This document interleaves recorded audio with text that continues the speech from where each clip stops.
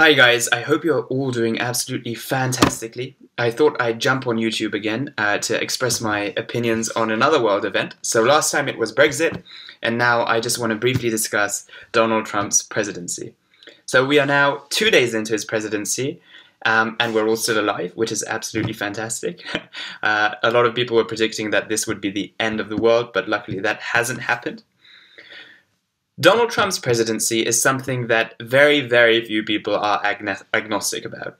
They either hate the idea of it or they love the idea of it. I am split on the issue.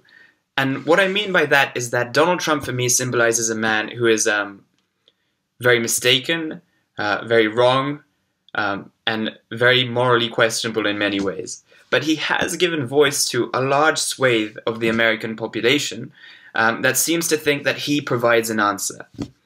I also think that they've been misled, deliberately misled by Donald Trump, and I do not think they're going to enjoy the rewards that they think are coming their way through his presidency. However, where I do empathize with them is their frustration at the status quo. I really do believe that they have been let down by successive governments, by successive policies, and they have a right to be angry. But they do not have a right to make that link that Donald Trump has allowed them to make to placing their anger onto disenfranchised groups, such as Muslims, such as women, such as migrants. People who simply have the same ambitions as them. The ambitions that they have are to have a better life for their families, happiness, things enshrined in the American Constitution. Those are the same objectives. Those people aren't your enemies.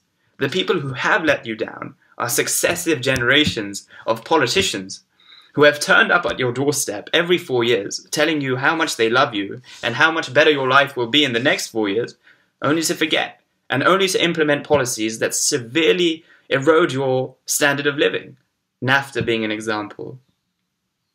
And I really think that Donald Trump's ability symbolizes the worst angels of our nature by placing an easy target on disenfranchised groups and allowing the Rust Belt individuals or workers who have lost their jobs or families that have been broken apart by successive policies that have damaged that part of the world into believing that migrants, women, those people are the issue, not the policies that governments have enacted. Having said that, Donald Trump's presidency offers us a huge opportunity, and I think that we should not let this one go. That's why I'm split about it, because Donald Trump as a man, I think, is a feeble, weak, incompetent human being. But he has given voice to a lot of things that we had previously brushed under the carpet. The image as foreigners we get of America as that of a very liberal place focused around New York City, Los Angeles, California, is simply not the whole picture. We rarely get an insight into everything in between, the Rust Belt, all the farmers, all the agricultural economy, all in the middle.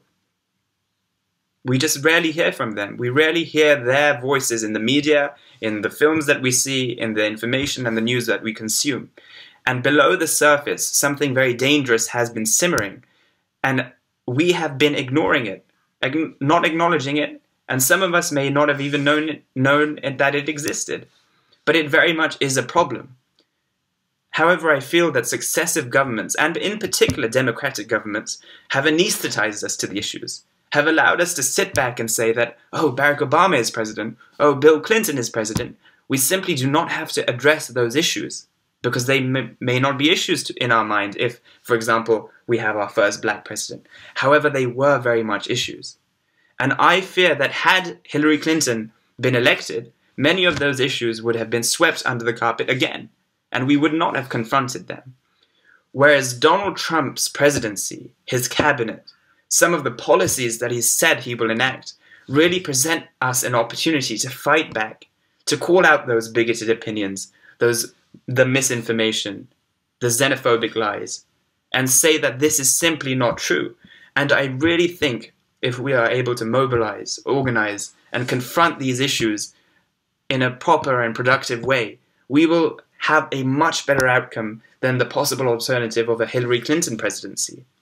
I really think peace and prosperity can be achieved, and the arc of history, as Barack Obama famously said, will bend towards justice if we address this divot right now, we do not simply accept that Donald Trump is the president and he has a Republican majority, so his policies must be enacted.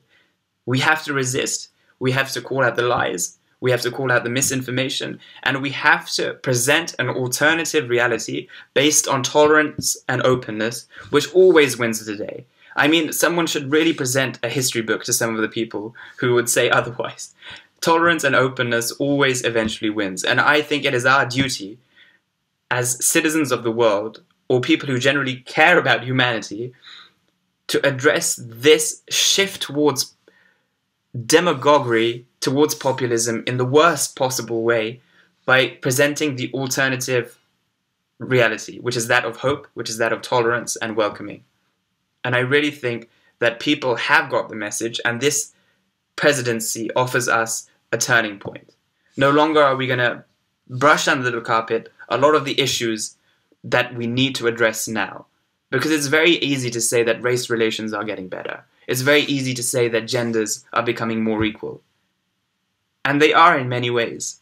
But in many ways they're not. And this presidency actually, in some ways, presents a digression. We may have gone backwards in some ways.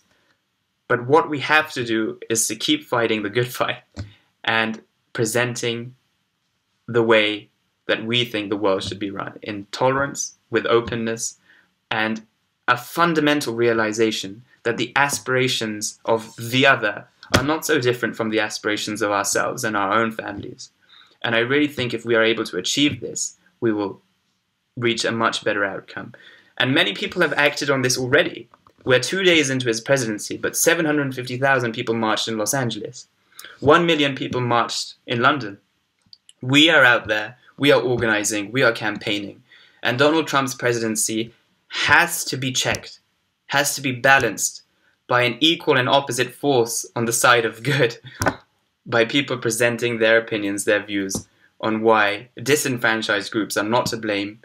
Everyone is part of a collective that should be working towards helping each other rather than isolating groups and picking on them.